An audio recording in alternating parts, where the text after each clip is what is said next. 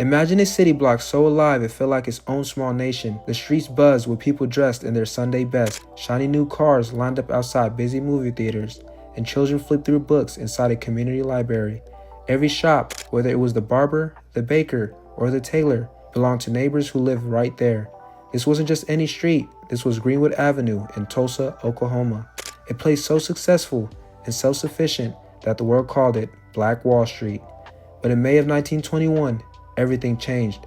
In less than 24 hours, a wave of violence and hatred swept through, and the dreams built over decades went up in flames. Families lost homes, businesses were destroyed, and a thriving community was reduced to rubble. So how did Greenwood rise so high, fall so hard, and still find the strength to begin again? To understand, we have to go back to where it all began, with the vision of one man. Greenwood's story began in 1906 when O.W. Gurley, a wealthy black landowner, purchased 40 acres of land just north of Tulsa. His dream was bold. He wanted to create a community built for black people, by black people. To make that vision real, Gurley opened a boarding house and even loaned money to other African Americans so they could start their own businesses. Soon, other powerful leaders joined him. J.B. Stradford, who was born enslaved but later became a lawyer, built a 55-room luxury hotel. It was the largest black-owned hotel in the entire country and a symbol of what was possible. Major Smitherman, another visionary, founded the Tulsa Star, a black newspaper that gave residents vital news, taught them about their rights, and encouraged them to fight back against injustice. With leaders like these guiding the way, Greenwood quickly grew into a strong and thriving community where success felt limitless. But it wasn't just leaders who built Greenwood, it was the entire neighborhood working together to create something rare. A completely self-sustaining economy. Because Tulsa was segregated, a railway line separated black neighbors from white ones. Out of necessity, Greenwood built its own world, a self-contained, self-reliant economy that became a model of independence. Greenwood Avenue had everything a community could need. There were luxury shops, grocery stores, and fine restaurants where families gathered for meals. Hotels, jewelry stores, clothing shops, and even theaters lined the busy streets. People could spend an evening at a pool hall, enjoy live music in nightclubs, or catch a show at the local cinema. It wasn't just entertainment either. Greenwood had doctors' offices, dentists, lawyers, and insurance agencies. The community built schools, a library, and even its own hospital. There was a saving and loan bank to help residents invest, and bus and taxi services that kept the district connected. Even when residents worked outside Greenwood, they brought their paychecks home and reinvested them right back into their neighborhood. According to Michelle, Place of Tulsa Historic Society, each dollar circulated 19 times before it ever left.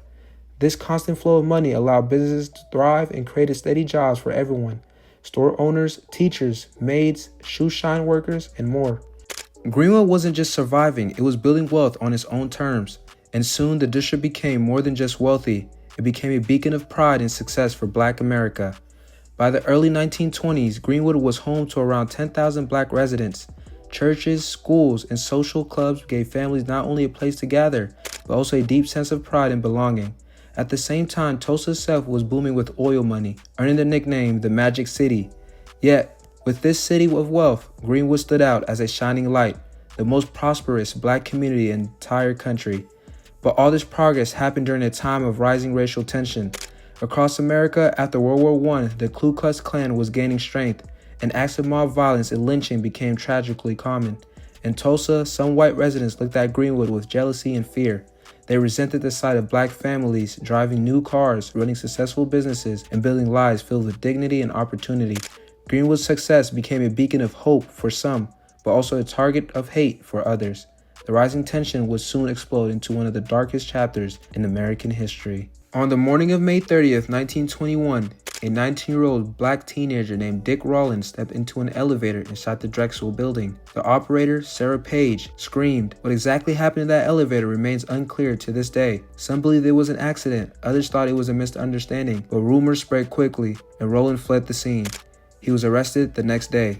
In Tulsa's white community, whispers turned into wildfire. Local newspapers published sensational and inflammatory headlines, suggesting that Rawlins had assaulted Page. These false stories poured gasoline on the flames of long-standing racism and jealousy. That evening, an angry white mob formed outside the courthouse, demanding that Rawlins be handed over to be lynched. Sheriff Willow McCullough refused. He barricaded the top floor, determined to protect his prisoner. But Greenwood was not about to take chances. About 25 armed black men, many of them World War I veterans, arrived to defend Roland.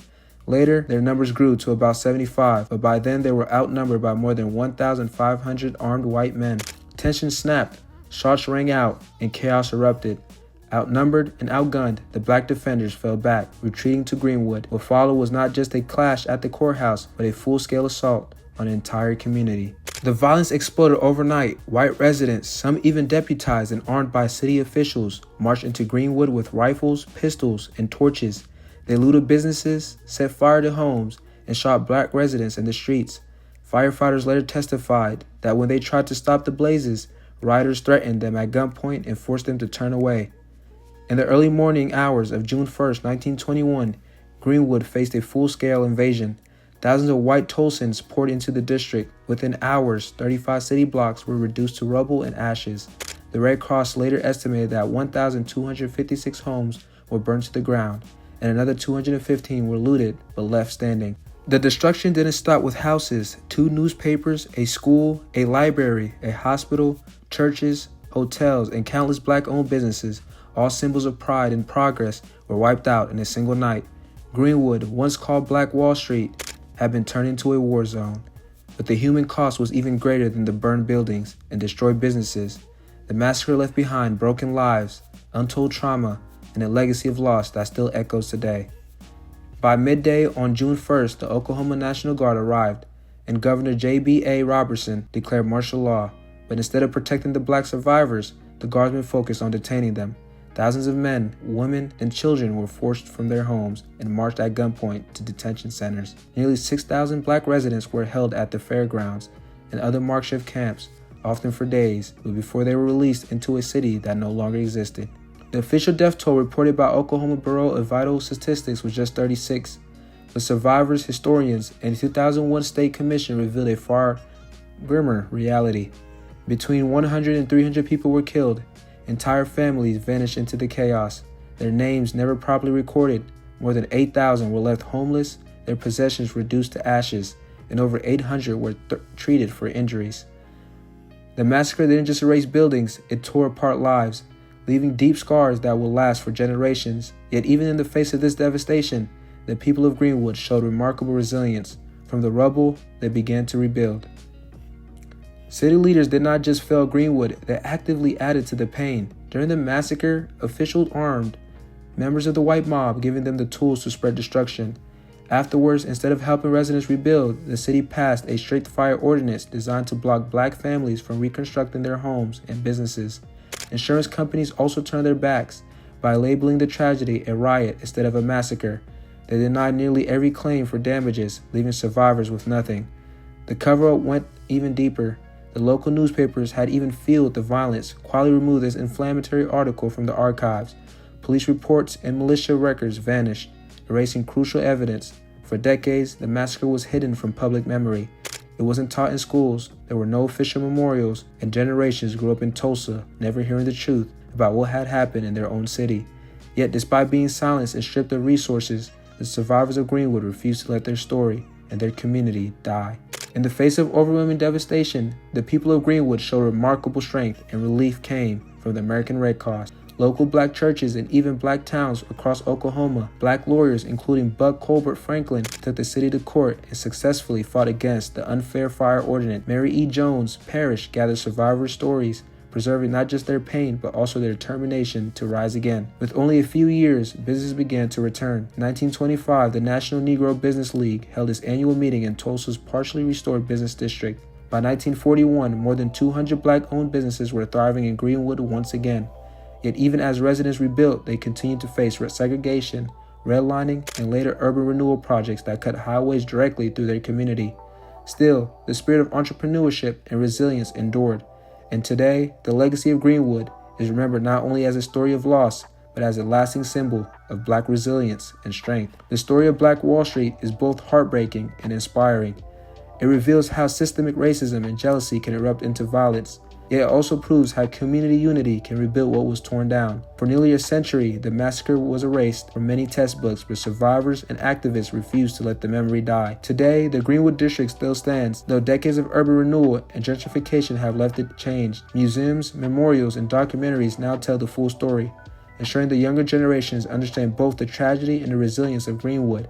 The lessons of Black Wall Street remind us that history must never be forgotten, because only by facing the past can we build a stronger and more just future. Imagine standing on Greenwood Avenue today, knowing that beneath your feet lies a history of triumph, destruction, and resilience. The story of Black Wall Street is not just about loss, it is a reminder that communities can rise again when they stand together in strength and unity. As we honor the past, we must also look forward. The question remains, how will we ensure that every community has a chance to thrive without fear? The answer begins here, with learning, remembering, and sharing stories like this one, so that the history guides us towards a more just future.